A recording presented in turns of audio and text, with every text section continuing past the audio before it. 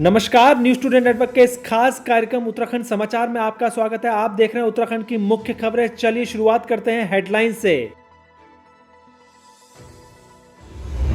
भगवान के भोग लगाने के लिए तैयार हो रही देवभोग मिठाई उत्तराखंड के 12 स्वास्थ्यवर्धक अनाजों से मिलकर होगी तैयार। नैनीताल जिला विकास प्राधिकरण हुआ हाईटेक। अब मकान दुकान बनाने वाले लोगों को अपने नक्शे की जानकारी मिलेगी ऑनलाइन। रुद्रपुर भाजपा पार्षद की हत्या 4 लाख रुपए देकर कराई थी पूर्व पार्षद ने। गिरफ्तार शूटर ने देखिए उगले पूरे राज। IIT रुड़की ने विकसित किया विशिष्ट बैक्टीरिया बायो सेंसर। जल स्रोतों पर प्रदूषण पर मिल सकेगी रिपोर्ट। उत्तर प्रदेश के विधायक ने लगाए उत्तराखंड पुलिस पर अवैध वसूली के आरोप। सेटिंग करने पर मुख्यमंत्री और प्रधानमंत्री से की शिकायत। सुप्रीम कोर्ट से मुख्यमंत्री रावत को मिली राहत के बाद विधानसभा अध्यक्ष भी भड़के षड्यंत्रकारियों पर।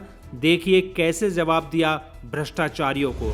उत्तराखंड में कोरोना का आंकड़ा बढ़कर पहुंचा 1023। जानिए आपके जिले में कितने हैं कोरोना के मरीज। अब खबर विस्तार से। मुख्यमंत्री त्रिवेंद्र सिंह रावत ने मुख्यमंत्री आवास में हिमालय देवभूमि संस्थान ट्रस्ट की ओर से पहाड़ी अनाजों से तैयार देवभोग स्वीट्स का उद्घाटन किया है। मुख्यमंत्री त्रिवेंद्र सिंह रावत के निर्देशों पर वोकल फॉर लोकल को बढ़ावा देने के लिए ये नई पहल शुरू की गई है। सीएम ने कहा प्रधानमंत्री के वोकल फॉर लोकल एवं आत्मनिर्भर भारत की दिशा में ये सराहनीय पहल है। देवभूमि देव प्रसाद की सफलता के बाद अब देवभोग स्वीट्स की प्रगति की कहानी शुरू हो रही है। सीएम ने कहा दीपावली का पर्व आने वाला है।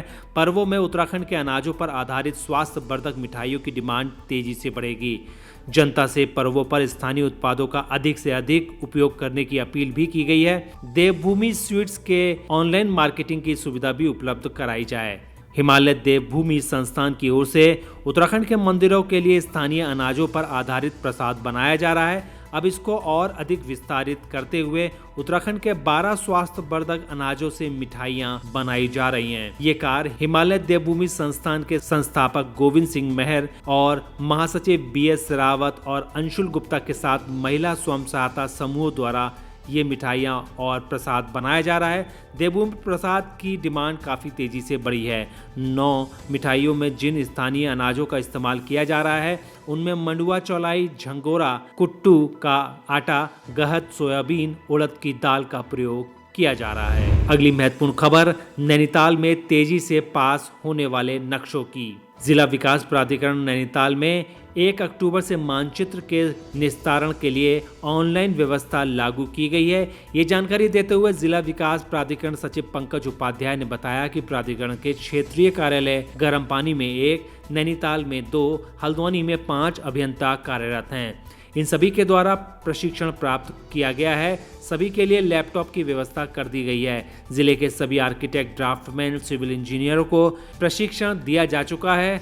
50 से अधिक अभियंताओं ने प्राधिकरण के ऑनलाइन पोर्टल पर रजिस्ट्रेशन करा लिया है। किसी भी समस्या के निराकरण के लिए सभी अभियंताओं को एक व्हाट्सएप ग्रुप के माध्यम से एकीकृत प्लेटफॉर्म उपलब्ध कराया गया है। जिले के सभी आर्किटेक्ट, सिविल इंजीनियरों और ड्राफ्टमैन से मानचित्र के सभी आवेदनों को शीघ्रता से ऑनलाइन अपलोड करने को कहा है। किसी समस्या के लिए टोल फ्री नंबर पर संपर्क भी किया जा सकता है। प्राधिकरण की ओर से आम जनता को विश्वास दिलाते हुए कहा गया है कि आवास एवं गैर आवासीय मानचित्र का निस्तारण समय अंतर्गत किया जाएगा। इस व्यवस्था की सबसे बड़ी उपलब्धि यह है कि आवेदक को इस बात की हर कदम पर जानकारी होती है कि उनकी फाइल का स्टेटस क्या है, उनकी फाइल लंबित होने के लिए उत्तरदायी कौन है।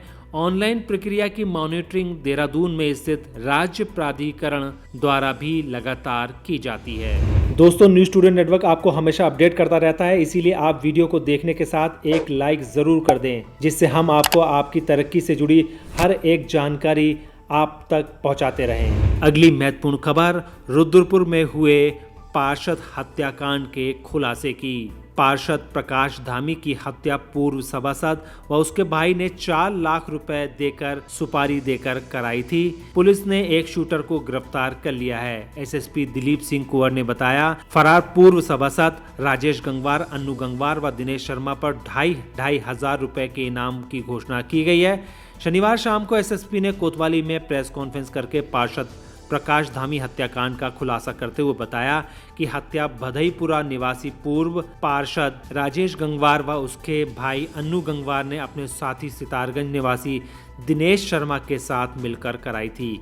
उन्होंने बताया कि 2017 में राजेश गंगवार पर जानलेवा हमला किया गया था।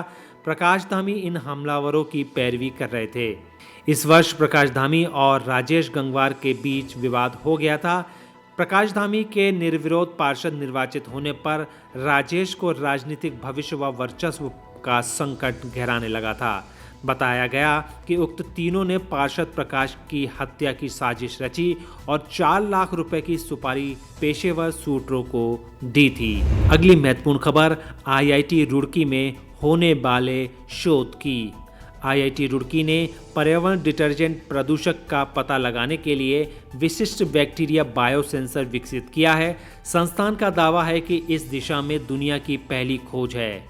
IIT रुड़की की 5 सदस्यीय टीम ने सामान्य डिटर्जेंट पर्यावरण प्रदूषक की उपस्थिति का पता लगाने के लिए बायोसेंसर विकसित किया है। इसका उपयोग प्रमुख रूप से साबुन, टूथपेस्ट, क्रीम, शैम्पू, डिटर्जेंट, कृषि कार्य और उद्योगों में किया जाता है। इसका विभिन्न जलाशय और जल स्रोतों के जीवों पर हानिकारक प्रभाव पड़ता है। साथ ही पीने के पानी की गुणवत्ता भी खराब होती है। शोध का उद्देश्य SDS की पहचान के लिए एक उपयुक्त बायोसेंसर विकसित करना है। MSc अंतिम वर्ष के शोध छात्र शारिक डे ने बताया कि SDS का समुचित उपचार नहीं किया जाता तो ये समुद्री जैव विविधता को नुकसान पहुंचाने के साथ ही भूमि और जल निकाय के प्रदूषण का कारण बन सकता है। उन्होंने बताया कि बायोसेंसर प्रदूषण में SDS की न्यूनतम मात्रा की उपस्थिति को लेकर भी संवेदनशील है। ये शोध प्रोफेसर नवानी के निर्देशन में पूरा किया गया है। अगली महत्वपूर्ण खबर लालकुआं और बाजपुर पुलिस पर लगे अवैध वसूली के आरोपों की। लालकुआं बाजपुर में पुलिस पर अवैध वसूली के आरोप लगे हैं। ये आरोप सत्ताधारी भाजपा के नेता ने लगाए हैं जो इस समय उत्तर प्रदेश में विधायक हैं। हर दिन लालकुआं व बाजपुर से यूपी के तमाम शहरों में उपखनिज का परिवहन किया जाता है। ऐसे में सैकड़ों वाहन रोजाना ओवरलोड उपखनिज लेकर यूपी जाते हैं। अक्टूबर माह में यूपी के वाहन स्वामियों द्वारा बिलसी के भाजपा विधायक पंडित राधा कृष्ण शर्मा से लालकुआं समेत नैनीताल व ऊधम सिंह नगर के कई कोतवाली व थाना क्षेत्र में पुलिस द्वारा वाहनों से अवैध वसूली की शिकायत की गई।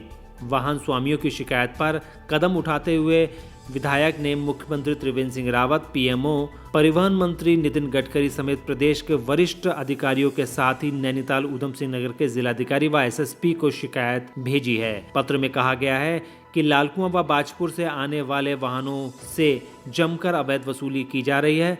वहीं जिन वाहनों का महीना बंधा है उनके चेक पोस्ट में खड़े प्राइवेट लड़के पहले ही सूचना दे देते हैं। पुलिस चेकिंग के नाम पर अवैध वसूली करती है। पैसे नहीं देने वाले वाहनों को सीज कर दिया जाता है। ये पत्र चर्चाओं का विषय बना हुआ है जो कि सोशल मीडिया में ज़्यादा घूम रहा है। अगली महत्वपूर्ण खबर प्रदेश में माफिया तंत्र पर हमले की।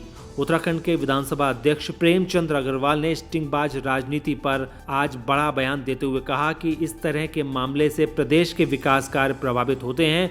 उन्होंने कहा कि उत्तराखंड एक छोटा राज्य है जहां पर इस तरह के तंत्र समय समय पर विकसित होते रहते हैं। प्रेमचंद अग्रवाल ने कहा उत्तराखंड राज्य विकास की ओर तभी बढ़ सकता है जब हम मिलकर इन माफिया तंत्र को बाहर का रास्ता दिखा दें। उत्तराखंड राज्य से माफिया तंत्र में नियंत्रण होना अति आवश्यक हो गया है। देखिए, ये छोटे राज्यों का बहुत बड़ा दुर्भाग्य है कि इस प्रकार के तंत्र बीच बीच में विकसित होते रहते हैं और सवाल सरकार को अस्थिर करने का नहीं है, इससे विकास भी बाधित होता है।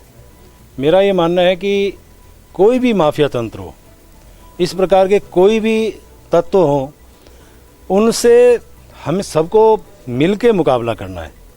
क्योंकि मैंने कहा ना, सरकार अस्थिर होती है तो अपना विषय है ही, इससे बड़ी बात है कि विकास में बाधा पहुंचती है और हमारे छोटे राज्य को आज भी दरकार है विकास की।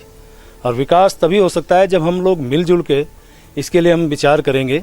तो मैं मान के चलता हूं कि ऐसे जो माफिया तंत्र हैं निश्चित रूप से उनके ऊपर नियंत्रण होना चाहिए और हम सब लोग मिल के अपने प्रदेश के हित के लिए, प्रदेश के विकास के लिए हमें एकजुट होकर इनका मुकाबला करना होगा।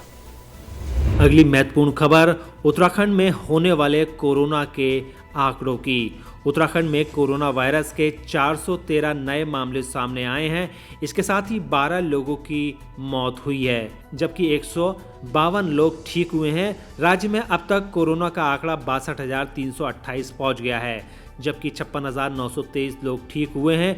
इसके अलावा 1,023 मरीजों की मौत हो चुकी है। अभी 12,816 जांच रिपोर्ट का अभी भी स्वास्थ्य विभाग इंतजार कर रहा है। देहरादून जिले में 96, हरिद्वार से 32, नैनीताल जिले से 36, ऊधम सिंह नगर से 24, पौड़ी से 52, टिहरी से 45, चंपावत से 1, पिथौरागढ़ से 3, अल्मोड़ा में 9, बागेश्वर से 11, चमोली से 29, रुद्रप्रयाग से 65, उत्तरकाशी से 20 सैंपल पॉजिटिव मिले हैं। दोस्तों, हमारा यह वीडियो आपको कैसा लगा आप हमें कमेंट बॉक्स में ज़रूर बताइएगा। अगर आप इसको YouTube पर देख रहे हैं तो हमारे चैनल को सब्सक्राइब करिए। अगर आप Facebook पर देख रहे हैं तो हमारे चैनल को लाइक करिए और हमारे पेज को फॉलो करें।